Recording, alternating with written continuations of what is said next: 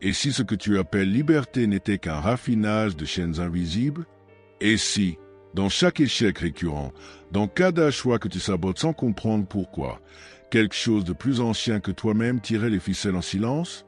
Il n'y a pas de bourreau plus cruel que celui qui agit sous le masque du soi. Tu crois décider, tu crois choisir, mais au fond, peut-être n'es-tu qu'un théâtre animé par des spectres muets, et la scène sur laquelle tu tombes est celle que ton inconscient répétait depuis des années. Regarde bien, ce n'est pas le monde qui conspire contre toi. C'est une main tu as, enfouie, qui écrit ta tragédie avec une encre que tu refuses de voir. La faute, non celle que l'on avoue à l'église ou devant un tribunal moral, mais celle qui suinte sous la peau, qui s'infiltre dans les gestes les plus anodins, qui s'implante dans l'ombre des choix et infecte le désir.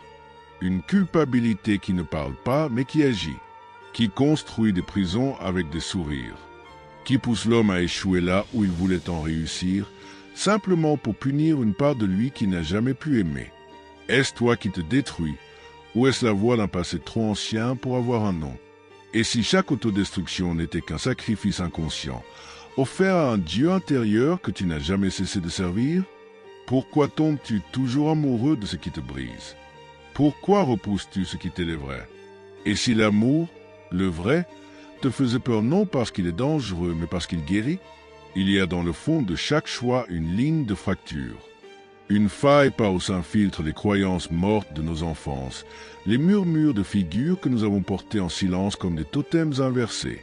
Tu n'es peut-être pas en train de vivre ta vie, mais celle que ta douleur exige de toi. Qui donc, dans ton esprit, tire encore les ficelles de tes naufrages? Le plus grand mensonge que tu crois est que tu es libre. Car on ne peut parler de liberté là où l'ombre dicte la lumière. Là où la culpabilité non dite transforme chaque opportunité en sabotage, chaque bonheur en trahison intérieure. Et c'est là le piège. Plus tu crois avancer, plus tu creuses en toi-même un tombeau orné de bonnes intentions. L'homme moderne s'autoflagelle avec des décisions qu'il appelle matures, mais qui ne sont, au fond, que des pactes silencieux avec des démons qu'il n'a jamais osé nommer. Ne te demande pas ce que tu veux. Demande-toi ce que tu crois mériter, et la vérité te glacera. Alors, jusqu'à quel point es-tu prêt à te regarder sans cligner des yeux? Jusqu'où peux-tu remonter dans le labyrinthe de tes décisions sans perdre la raison? Ce que tu vas entendre n'est pas une leçon, c'est un miroir. Mais pas un miroir ordinaire, un de ceux qui ne renvoie pas ton visage, mais ta structure. Un reflet qui te dévore au lieu de t'imiter.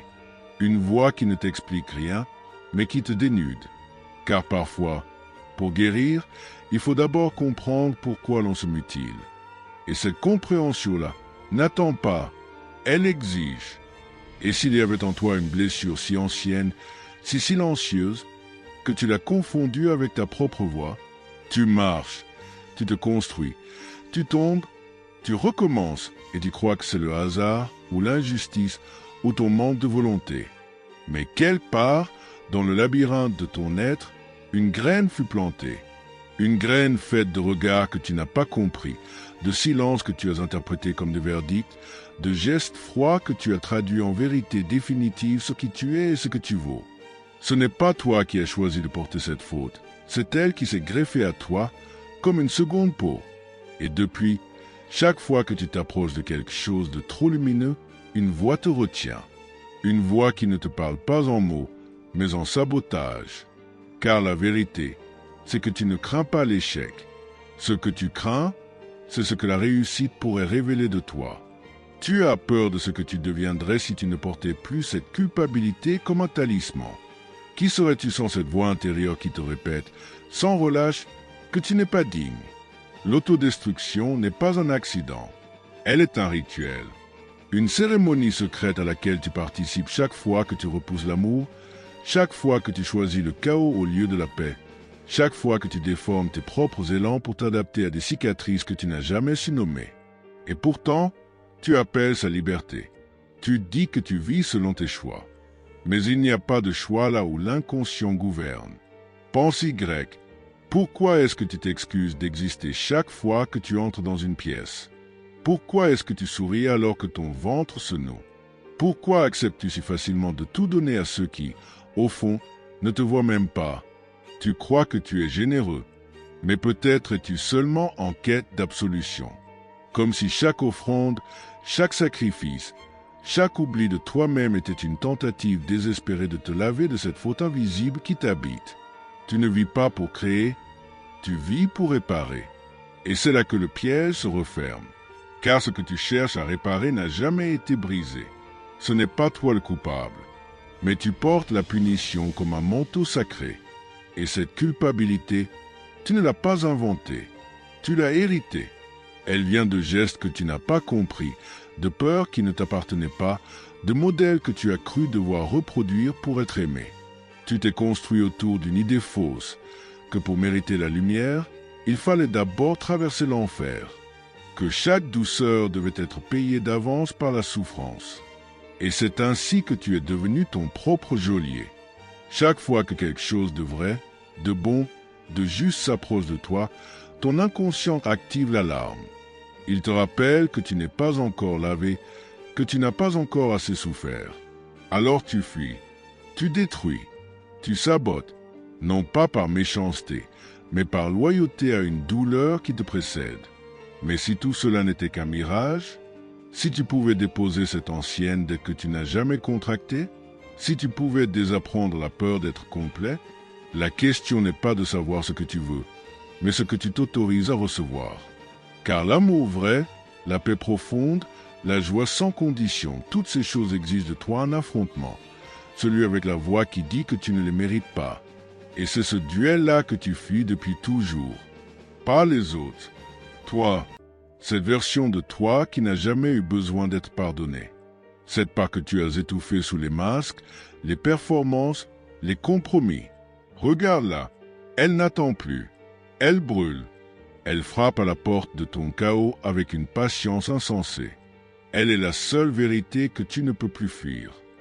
Alors, si ce n'était jamais toi contre toi-même, mais toi contre un héritage de silence, et si, au lieu de réparer ce que tu crois brisé, il était temps de t'autoriser à vivre entier, même avec les fissures, ce que tu as ressenti ici n'est pas une leçon, c'est une déchirure douce dans le voile de tes habitudes.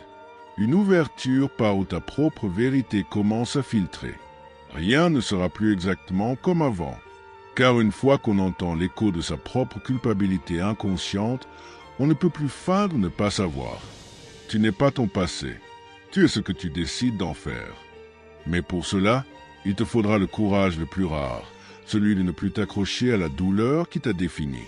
Chaque choix d'autodestructeur que tu croyais être une faiblesse était, en réalité, une prière déformée, une tentative désespérée d'appartenir à quelque chose, de mériter enfin ce que tu t'es toujours interdit. Et maintenant que tu as vu cela, que restes-tu prêt à sacrifier pour continuer à te trahir? Peut-être que la guérison n'est pas une conquête héroïque, mais un retour, un lent, profond retour à soi, à cette partie de toi qui n'a jamais cessé d'espérer qu'un jour tu l'écouterais. Ce jour est peut-être aujourd'hui, car parfois, le vrai changement ne commence pas dans les cris, mais dans le silence soudain d'un ancien mensonge que l'on cesse de croire. Si chaque fragment de cette vidéo a touché quelque chose en toi, alors tu sais que ce combat intérieur n'est pas uniquement le tien.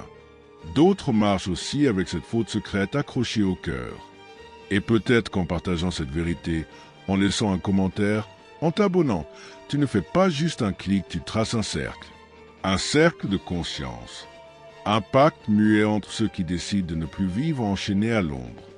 Souviens-toi, ce n'est pas l'absence de lumière qui te détruit, c'est l'oubli de ta propre flamme.